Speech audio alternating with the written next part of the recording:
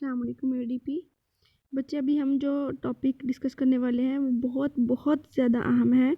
That is structure and function of mitochondria. Mitochondria very very important organelle according to examination point of view. ठीक है, अब सबसे पहले mitochondria के बारे में पढ़ते हैं। ये है क्या? Double membrane bound vesicle like structure है जो यूकैरियोटिक सेल ऑर्गेनल है। ऑफ कोर्स यूकैरियोटिक तो हमें पता है क्यों होगा, क्योंकि हमने डिस्कस किया था जो भी ऑर्गेनल मेम्ब्रेन बाउंड होते हैं, जिन भी ऑर्गेनेल्स की गिर्द मेम्ब्रेन लिपटी हुई होती है, वो सिर्फ और सिर्फ किन में पाए जाते हैं? यूकैरियोट्स में पाए जाते हैं, प्रोकैरियोट्स में नहीं होते।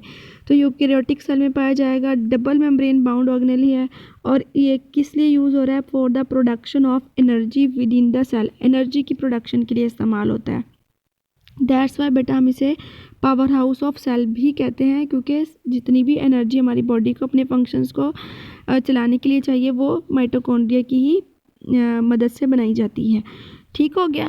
उसके बाद हम डिस्कस कर रहे हैं शेप के बारे में। इसकी शेप कैसी होती है? अंडर कंपाउंड माइक्रोस्कोप, जो कि हम डिस्कस कर चुके हैं कंपाउंड और इलेक्ट्रॉन माइक्रोस्कोप के बारे में, ये हमें दिखती हैं वेसिकल्स की शेप में, रॉड की शेप में और फिलामेंट की शेप में। यानी इनकी कोई एक शेप नहीं है, ये डिफरेंट शेप्स वेरी करती हैं शेप में। वेसिकल भी हो सकती है, रॉड भी हो सकती है और फिलामेंट भी। इलेक्ट्रॉन माइक्रोस्कोप में जब देखते हैं हमें बड़ी कॉम्प्लेक्स मॉर्फोलॉजी एंड स्ट्रक्चर दिखता है, जिसको हम अभी डिस्कस करने वाले हैं कि कैसी वो मॉर्फोलॉजी है या कैसा वो स्ट्रक्चर है जो हमें इलेक्ट्रॉन माइक्रोस्कोप में दिखता है। सबसे पहले हम डिस्कस करें बेटा साइज़ एंड नंबर। साइज़ और नंबर में माइटोकॉन्ड्रिया वेरी करते हैं और ये डिपेंड किस पे करता है? ये फिजियोलॉजिकल एक्टिविटी ऑफ सेल पर डिपेंड करता है। यानी सेल को किस किस्म का फंक्शन परफॉर्म करना है और सेल को कितना काम करना है उस चीज़ पर डिपेंड करता है। जिस सेल को ज़्यादा काम करना है और बहुत सारे प्रोसीजर्स, बहुत सारे फंक्शंस या बहुत सारी मेटाबॉलिक एक्टिविटीज़ में वो इन्वॉल्व है, ऑफकोर्स बेटा उसको ज़्यादा एनर्जी चाहिए, तो वहाँ माइटोकॉन्ड्रिया की तादाद ज़्यादा होगी। जो इस लिहाज से अपना काम में कम करते हैं वहाँ पे माइटोकॉन्ड्रिया की तादाद कम होगी। और यहाँ उसने इसी लिहाज से एग्जांपल डिस्कस किया, चूँकि लीवर में बहुत ज़्यादा काम होता है, तो लीवर सेल में contain as many as 2000 mitochondria. यानी लीवर के एक सेल में 2000 तक माइटोकॉन्ड्रिया मौजूद हो सकते हैं। तो किस पर डिपेंड कर रहा है? On the physiological activity of the cell. उसके बाद हम स्ट्रक्चर की बात करते हैं। स्ट्रक्चर कैसा होता है? सबसे पहले हम डिस्कस करें स्ट्रक्चर में के डबल मेम्ब्रेन स्ट्रक्चर है। यानी ये हमने जैसे स्टार्ट में डेफिनेशन में पढ़ा था कि डबल मेम्ब्रेन बाउंड ऑर्गेनेली है, यानी इसके गिर्द दो मेम्ब्रेन्स मौजूद होती हैं। ऑफ कोर्स अगर दो मेम्ब्रेन है उनमें से हम एक मेम्ब्रेन को क्या कहेंगे? आउटर मेम्ब्रेन कहेंगे। और उसके बारे में उसने बताया कि वो कैसी होती है? वो स्मूथ होती है। ठीक है। और सेकंड जो हम बात करेंगे किसकी? इनर मेम्ब्रेन की। ठीक हो गया। ये कुछ यूँ। तो इनर मेम्ब्रेन बेटा कैसी होती है? इनर मेम्ब्रेन जो है उसने स्पेसिफिक फोल्ड बनाए होते हैं जिन्हें हम क्रिस्टी कहते हैं। अब यहाँ देखिए क्रिस्टी क्या है? Inner membrane finger like in foldings करती है, यानी अंदर की तरफ फोल्ड होती है, उंगलियों की तरह की फोल्डिंग्स बनाती है इनर चैम्बर में। That is called as chamber जो है उसको क्या कहते हैं? माइटोकॉन्ड्रियल मैट्रिक्स कहते हैं। और वो जो इन फोल्ड्स हैं उन्हें हम क्या कहेंगे? क्रिस्टी कहेंगे। अब बेटा ये बहुत सिंपल और आसान सी इसकी डायग्राम है, जिसको अगर आप खुद ऑफ कोर्स हमने ड्रॉ करनी ही है तो आप ड्रॉ करें। तो ये देखें, ये इसका आउटर मेम्ब्रेन है। ठीक हो गया, जो कि स्मूथ है, बस ऐसे सीधी सी चल रही है और ये आउटर मेम्ब्रेन बन जाती है। जबकि जब हम इनर मेम्ब्रेन की बात करें तो ये इनर मेम्ब्रेन है, थोड़ी यूं फिंगर लाइक प्रोजेक्शन शो करती है, कुछ यूं करके और ऐसे ही कुछ यूं। फाइन। तो ये इसका बहुत सिंपल सा स्ट्रक्चर है, कुछ यूं अगर मैं बना दूं तो ये जो इसने अपनी फिंगर लाइक प्रोजेक्शंस या इन फोल्ड्स अंदर की तरफ शो किए हैं बेटा, इनको हम क्या कहते हैं? इनको हम कहते हैं क्रिस्टी। ठीक हो गया, ये क्रिस्टी कहलाते हैं। अब अगर आप यहाँ समझोगी तो ये इस क्रिस्टी में हमारे पास अब डबल जो है वो स्पेस क्रिएट हो गई। एक वो स्पेस क्रिएट हो गई जो कि आउटर मेम्ब्रेन और इनर मेम्ब्रेन के दरमियान में है, इसे हम आउटर कंपार्टमेंट कहते हैं। और जो या आउटर चैम्बर कहते हैं। और इसी तरह से एक ये इन फोल्ड्स के दरमियान में अंदर वाला जो स्पेस क्रिएट हो गया, ये वाला स्पेस, इसे हम क्या कहते हैं? इनर चैम्बर कहते हैं। ठीक हो गया। तो अभी ज़रा हम लोग चलते हैं इसकी डायग्राम पे, मैं आपको नीचे भी दिखाती हूँ, लेकिन पहले हम इसको कंप्लीट कर लें डेफिनेशंस को। कि नेक्स्ट हमारे पास क्या है? माइटोकॉन्ड्रिया का हमें बताया कि माइटोकॉन्ड्रिया की मेम्ब्रेन जो है वो सिमिलर होती है to the other cell membrane. Cell की बाकी जो मेम्ब्रेन है उन्हीं जैसी स्ट्रक्चर या फॉर्मेशन में है। नेक्स्ट हमारे पास F1 पार्टिकल है जिसको हमने डिस्कस करना है।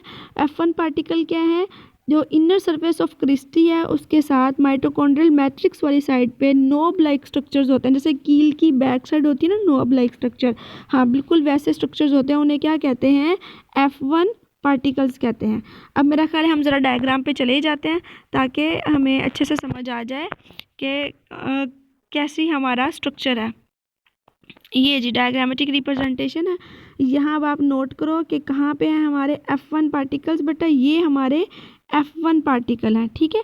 अब F1 पार्टिकल का बिल्कुल देखिए एक थोड़ा कील की तरह की साख्त है और इसका हमें चूँकि सिर्फ क्या नज़र आ रहा होगा, ये बैक नोब लाइक स्ट्रक्चर दिखाई दे रहा होगा, हम उन्हें क्या कहते हैं, नोब लाइक स्ट्रक्चर्स, और क्या कहते हैं, F1 पार्टिकल्स, ठीक है। ये F1 पार्टिकल हो गया। उसके बाद अगर हम इस जहाँ पे हमें क्लियर दिखा दिया, अब हम देखें ज़रा इसके स्ट्रक्चर को यहाँ पर, तो इसका स्ट्रक्चर कैसा है यहाँ आप नोट करो। तो ये बटा उसने बता दिया क्रिस्टी है, आपने देखे डायग्राम में कैसे हैं। उसके बाद उसने हमारे साथ जिक्र किया F1 पार्टिकल्स का, जो कि हम डिटेल में देख ही आए, जहाँ हमें ज़रा डायग्राम को बड़ा करके दिखाया गया कि किस तरह के F1 पार्टिकल्स हैं। उसके बाद देखिए आउटर मेम्ब्रेन जो है वो स्मूथ है, वो दिखा दी गई, और आउटर कंपार्टमेंट बता दिया गया, दैट इज़ मोस्ट इम्पॉर्टेंट कि आउटर कंपार्टमेंट कैसा था। ये बेटा यहाँ पे उसने हमें आउटर कंपार्टमेंट के बारे में बताया है। आप इसको थोड़ा सा पढ़ो तो आपको अच्छे से समझ आएगा कि आउटर कंपार्टमेंट क्या है, space between outer and inner membrane.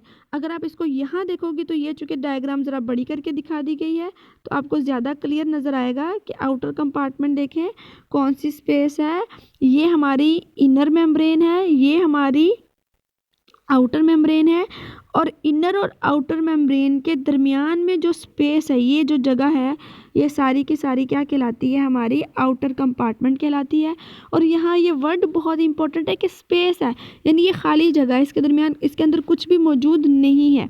अच्छा, उसके बाद देखें हम मैट्रिक्स की बात करते हैं यहाँ पर, और मैट्रिक्स क्या है ये देखें, इनर कंपार्टमेंट जो है उसको मैट्रिक्स भी कहते हैं, क्योंकि ये जो है फिल्ड है विद द फ्लूइड, ये खाली नहीं है, बाहर वाला स्पेस था और अंदर वाले में चूँकि फ्लूइड मौजूद है, that's why we call it as matrix. और फ्लूइड और उसके अंदर डिसॉल्व जो भी सॉल्यूट्स वगैरह हैं वो प्रेजेंट होंगे, ठीक हो गया।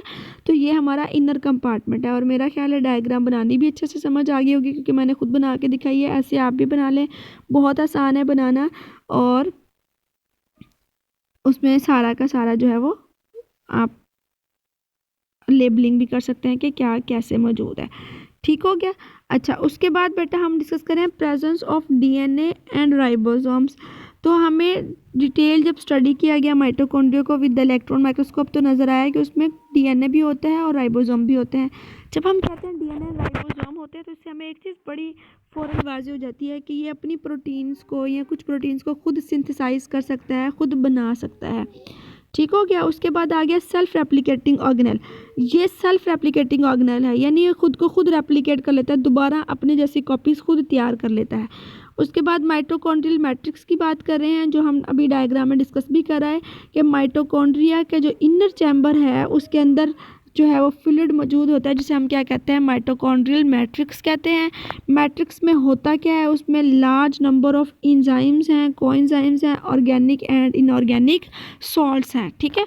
अब फंक्शंस ऑफ माइटोकॉन्ड्रिया क्या हैं, वो बहुत इंपॉर्टेंट है। माइटोकॉन्ड्रिया का एक हम बड़ा स्मॉल सा फंक्शन और टर्म तो ऊपर पड़ा है, it is the power house of cell, यानी सेल की एनर्जी, सेल को जितनी भी एनर्जी चाहिए वो यहाँ बन रही है।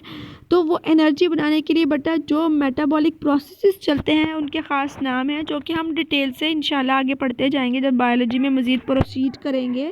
लेकिन और वो जो प्रोसेसेस हैं या मेटाबॉलिक प्रोसेस हैं जिनके ज़रिए या जिनके चलते हुए एनर्जी बनती है, वो प्रोसेस ऑफ कोर्स कहाँ हो रहे होंगे, माइटोकॉन्ड्रिया में। तो उनके में से उनका जिक्र किया गया है कि कौन से प्रोसेसेस जो हैं वो माइटोकॉन्ड्रिया में होते हैं, ये ठीक है।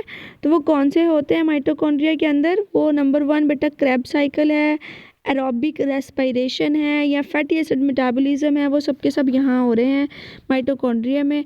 और ये कौन से प्रोसेस हैं, ये वो प्रोसेस हैं जिसमें हम लोग क्या करते हैं, एक्सट्रैक्ट करते हैं एनर्जी को फ्रॉम द ऑर्गेनिक फूड, जो भी फूड है खाते हैं उससे हम एनर्जी को जो है वो एक्सट्रैक्ट करते हैं, और वो जो एनर्जी एक्सट्रैक्ट की जाती है उसको ट्रांसफॉर्म कर लिया जाता है into energy rich compound called as ATP. ये आपको याद होगा, हमने एक प्रीवियस लेक्चर में डिस्कस किया था। एटीपी को मैंने आपको बड़ी डिटेल से बताया था कि एटीपी एडिनोसिन ट्राइफॉस्फेट इसका फुल फॉर्म है, और ये एटीपी जो है वो पैकेट मैंने बोला था कि एनर्जी के हैं जो इसको जो हमारी बॉडी में मौजूद है और हम on the time of use इसको इस्तेमाल कर लेते हैं। और ये एनर्जी जब भी माइटोकॉन्ड्रिया बनाता है, ऑफ कोर्स वो अपने लिए जो यूज़ करनी है कर लेता है, और जो एक्स्ट्रा एनर्जी उसने डेवलप की होती है वो सारी की सारी एटीपी के पैकेट्स में कन्वर्ट करके ट्रांसफॉर्म करके रख दी जाती है।